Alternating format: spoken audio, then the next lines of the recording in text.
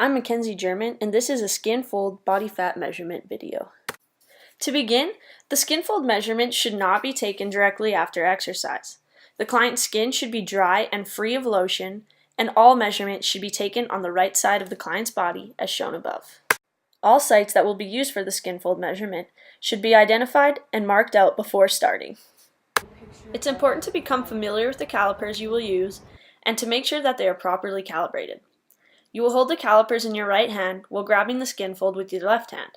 The calipers will be placed approximately 1 centimeter away from the left hand, thumb, and finger, perpendicular to the Skinfold and halfway between the crest and the base of the fold. The pinch should be maintained while reading the calipers, and the wait before reading the calipers should be 1 to 2 seconds, but no longer.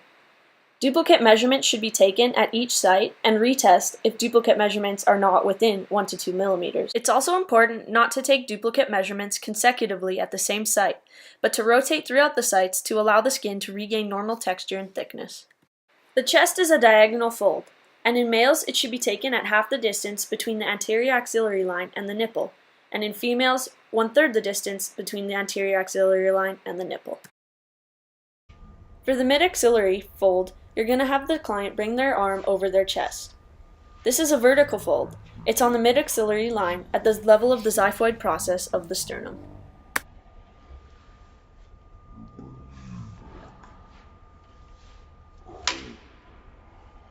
The triceps fold is a vertical fold.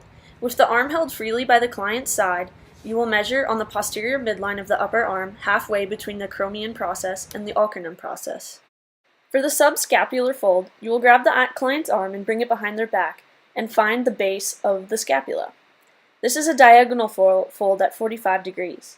It should be 1 to 2 centimeters below the inferior angle of the scapula. The abdomen is a vertical fold, 2 centimeters to the right of the umbilicus, or the belly button.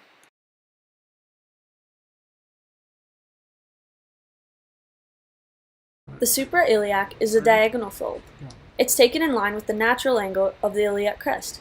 It's taken in the anterior axillary line immediately superior to the iliac crest.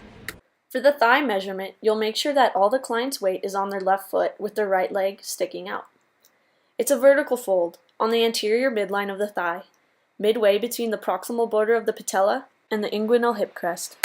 To calculate body fat percentage, first you determine body density with the shown equation, dependent on the sex of the client. You will sum body fat measurements from the 7 sites and insert them along with age in the following equation. You will then take the calculated body density and insert it into the selected percent body fat equation. There is the Brozek and Siri equation.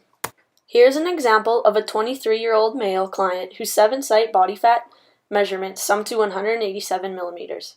His calculated body density was then inserted in the percent body fat equations, and percent body fat was calculated accordingly.